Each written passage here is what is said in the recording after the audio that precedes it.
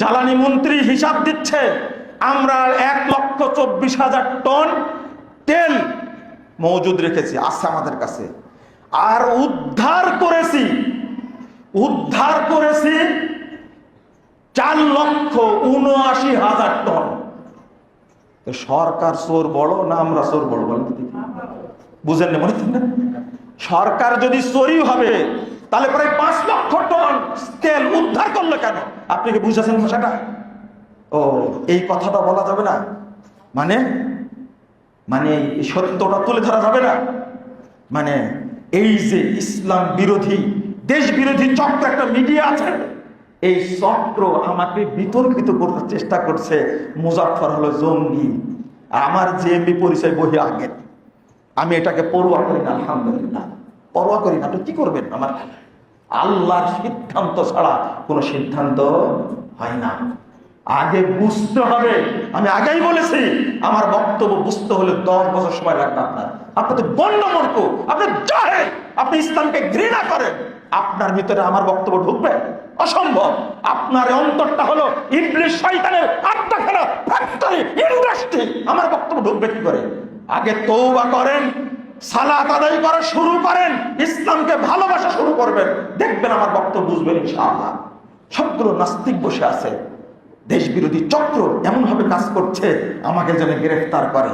আর কিছু ওই যে মৌলবি আছে না, বুঝেননি কথা, যে ফতোয়া দিয়েছে বেনামাজিকে হত্যা করতে হবে, ব্যাপক হত্যা করতে। আমি বলেছি হত্যার যোগ্য অপরাধী, এতে কোনো সন্দেহ নাই।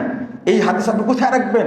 একজন বিবাহিত নারী পুরুষ জেনা করেছে, ইসলামী সরকার থাকলে, মুসলিম শাসক থাকলে তার শাস্তিটা কি হতো?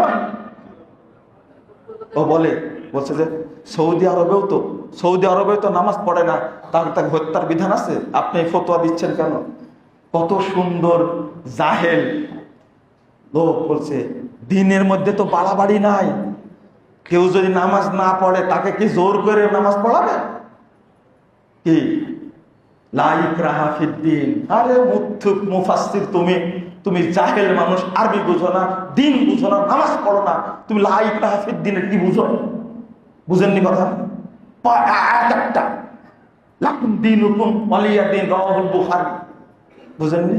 এটা কুরআনের আয়াত। জাহেল বলছে কি, আরে আমার সামনে বলছে যে বুখারীর হাদিস জানেন না, লাকুম দীনুকুম ওয়ালিয়া দীন।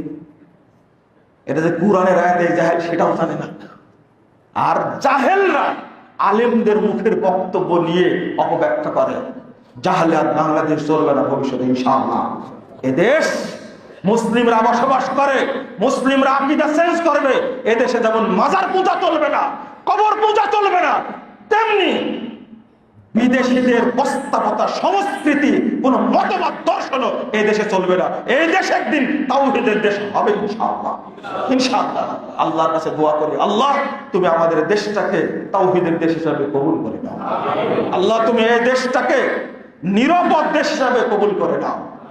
আল্লাহ তোমার কাছে দোয়া করি, আল্লাহ তুমি এই দেশটাকে সন্ত্রাস মুক্ত, জঙ্গিবাদ মুক্ত, মাদক মুক্ত, দুর্নীতি মুক্ত দেশ হিসাবে কবুল করো, আমিন। কেন তোমরা দুর্নীতির বিরুদ্ধে লিখতে পারো না কেন? যারা দুর্নীতি করে তোমরাই তো, তাই না? এই জন্য লিখবা না। গোটা দেশটা দুর্নীতিতে ভরে গেছে না? এটা দুর্নীতির একটা সর্বরাজ্য পরিণত হয়েছে। এটা দুর্নীতির বিরুদ্ধে লেখো না কেন? লেখো দুর্নীতির বিরুদ্ধে, যে বাংলাদেশে কোনো দুর্নীতি থাকবে না। আল্লাহ তুমি এই দেশটাকে দুর্নীতি মুক্ত দেশ হিসেবে কবুল করো। আল্লাহ তুমি এই দেশটাকে নিরাপদ দেশ হিসেবে কবুল করো, আমিন। বন্ধুরা, আমি কথাগুলো বললাম, ওই দিকে হট করে চলে গেছি। আর প্রেক্ষাপট এখন এইটা, আপনাদের কিছু ঠান্ডা মাথায় বুঝতেও হবে। সঠিক যদি বুঝতে পারবেন, সেদিন আক্ষেপ করবেন যে আসলে আমরা বুঝিনি। ইতিহাস থেকে শিক্ষা নিতে হবে। আল্লাহ রাব্বুল আলামিন যেন মুসলিম উম্মাকে হেফাজত করে। দোয়া করবেন আল্লাহ যেন হারামাইনকে হেফাজত করে। আহারে 450 হিজরি থেকে নিয়ে 1343 হিজরি পর্যন্ত প্রায় 893 বছর এই মক্কাতে 5 মুসাল্লা ছিল। কয় মুসাল্লা? 5 মুসাল্লা ছিল। মালিক সৌদি আরবের প্রতিষ্ঠাতা, তিনি 5 মুসাল্লাকে ভেঙে দিয়ে মুহাম্মাদি মুসাল্লা সাল্লাল্লাহু আলাইহি ওয়াসাল্লামের মুসাল্লা প্রতিষ্ঠা করেছেন। পৃথিবীর সমস্ত মুসলিম এক ইমামের পিছনে সালাত আদায় করে, আলহামদুলিল্লাহ। কি এটা থাক আপনারা চান না? কি সুন্দর একটা ব্যবস্থা করে দিয়েছেন। আর নতুন করে চুলকানি শুরু হয়েছে, আমেরিকা যেন দখল করে, এটা যেন শিয়ারা দখল করে।